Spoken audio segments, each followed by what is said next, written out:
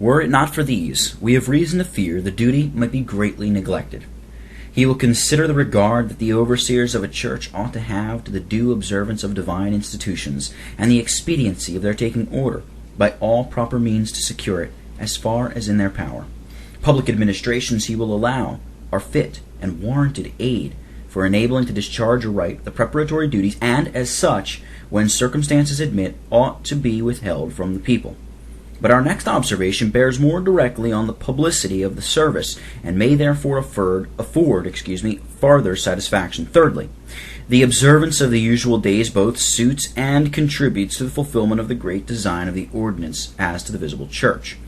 It was one of our conclusions from the institution, nature, and use of the supper, that it behooved to be intended for such fellowship as might display the unity of the body in profession and privilege. Section 2, conclusion 3rd. Now, the usual days, so far from militating against the frequency of communicating, which, according to this design, is incumbent, are favorable to it. First, the rich dispensation of the gospel, for which they afforded an opportunity, has been found to be an inducement to the people to gather together into one place. Many are thus prevented from satisfying themselves with communicating, perhaps but twice a year. In their own respective places of worship, they are brought to testify their fellowship with their brethren in the Lord. Secondly, take the case in another view. Suppose church members attentive to their duty, although they should need no inducement to seek after the fellowship of their brethren, yet if under a spirit of regard to all the ends of the ordinance, the multitude shall gather together, then surely there is a call for a rich and more abundant dispensation of the gospel than ordinary. If we are to preach the word in season and out of season, it can never be more in season than on such occasions. When the people are gathered together, the Lord will give them water. Thirdly, by the observance of the days and the method of dispensation with which they are connected, the communion of the ministry as well as of the people is attained and manifested. Their fellowship is publicly displayed, both in the discharge of their functions and in the solemn act of communicating at one table. The beneficial effects of this to themselves and the church must be obvious, besides the happy opportunity of profiting each other in private by taking sweet counsel together, and in public by doctrine and example.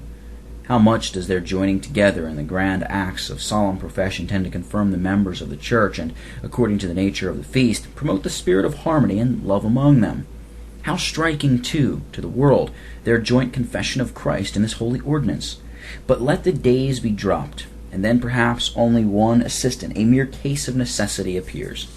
Let weekly communion be adopted, and nothing of the kind shall obtain. By the communion of the ministry, the reference of the ordinance to the unity of the body is more completely followed out. Then even by the convocation of the people. Besides, the people have an interest in this communion, not to speak of the results of private counsel or public example tending to stir up the gift possessed by each, and all redounding to the advantage of their respective congregations. The people have a claim on the occasional exercise of the different gifts of God, on the exercise of the different gifts God hath bestowed on His church. This is a privilege which, as far as can be attained, they ought to enjoy. Ministers are not so entirely appropriated to their particular flocks as not to have a general connection with the body. Now, there are diversities of gifts, but one Spirit, and there are differences of administrations, but the same Lord. The manifestation of the Spirit is given to every man to profit withal. For to one is given by the Spirit the word of wisdom, to another the word of knowledge. But all these worketh that self-same Spirit, dividing to every one severally as He will.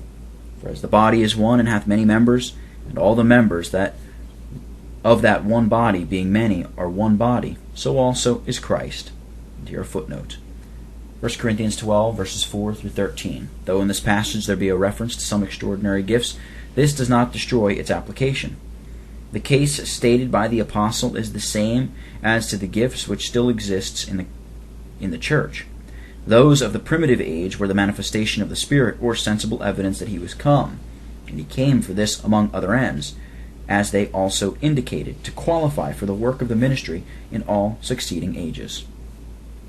Never can the communion of privilege with respect to the gifts God has bestowed on His church be more fitly displayed than at that feast which is intended to manifest the unity of the body, a light in which we find it appealed to in the very words which follow those now quoted.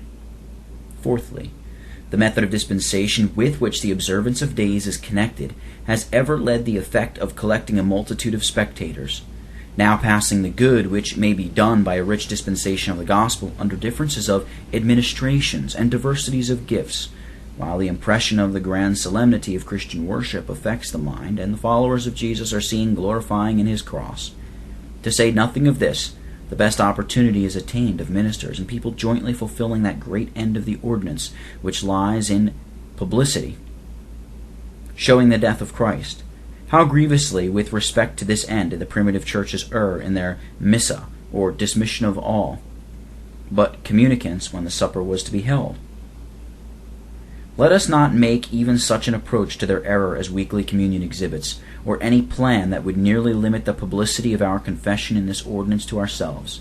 If we would show forth the death of Jesus to the world, if under the banner of a holy profession we would glory in his cross before men, let us adhere to that plan, following which we may ever expect to be compassed about with a cloud of witnesses.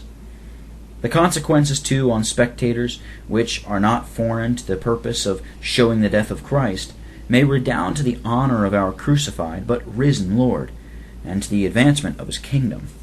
Having disproved the unwarrantableness of the connection between the days and the supper, and endeavored to show grounds from the ordinance itself which may justify their appointment and observance, we add a third proposition, that there are intimations of the mind of Christ and his Spirit in Scripture which favor the practice. We shall not dwell here on the adaptation of various psalms to our plan of celebrating the New Testament feast, though this has often struck the minds of the godly and diffused through their exercise and peculiarly pleasing animation, as if our only sanctioned and sacred liturgy had been designedly formed to suit the service and express their emotions. And here a footnote. We might specify in their order as adapted to the plan, Psalm 122, verse 51, as well as, Psalm 122, Psalm 51, Psalm 43, Psalm 63, Psalm 65, and Psalm 84. Some single psalms seem to recognize the very mode of procedure, as the 26th psalm, divided into two parts at the 8th verse. Others comprise all that pertains to the plan, as if written to describe it. Psalm 116. But the opponents of the plan will make no account of all this. They can easily construct psalms adapted to whatever plan they may invent. Our mode is accused of Judaism, and no wonder they think the Jewish psalms should suit it. As the Spirit, however, has not thought fit to provide a new system of psalmody, we may conceive he regarded the one already with the Church as sufficiently adapted to every warranted part or mode of worship in the New Testament state. Had even the adoption of the Psalms suggested the plan, and it probably had its influence, this had been no inconsiderable testimony in our favor. The provision in the Psalms has certainly seemed to sanction it, and contributed to its general reception. In the great Hallel, a part of which it is likely was sung after the first celebration of the supper in Matthew 26, verse 30, and of which some portions are beautifully suited to that ordinance, as Psalm 126, verses 11 through 19, there are yet Judaisms which they cannot digest and have seemed to ridicule. See Psalm 128, verse 27. Nor shall we recur, as we might, on a new ground to the Passover. In considering solemnity as a proper foundation for preparatory service, we appeal to the solemnity of that feast as one reason of the preparation enjoined. We might now take up the substitution of the supper instead of the Passover as an indication of the propriety of honoring it with similar attentions. We only appeal, however, to some things recorded in regard to the ordinance itself. The apostolic injunction, 1 Corinthians 11, verse 28, is well known and readily occurs. Let a man examine himself, and so let him eat of that bread and drink of that cup. This exercise was to have a special respect to the discernment of the Lord's body, and that not merely in a speculative way, but in spiritual improvement, the former in order to the latter. To enforce the exercise, the danger of eating and drinking unworthily is declared. He that does so eateth and drinketh judgment to himself. There may be various ways of partaking unworthily, as to state exercise or external deportment, and correspondent inflictions be dreaded. For this cause many are weak and sickly among you, and many sleep. For if we would judge ourselves, we should not be judged.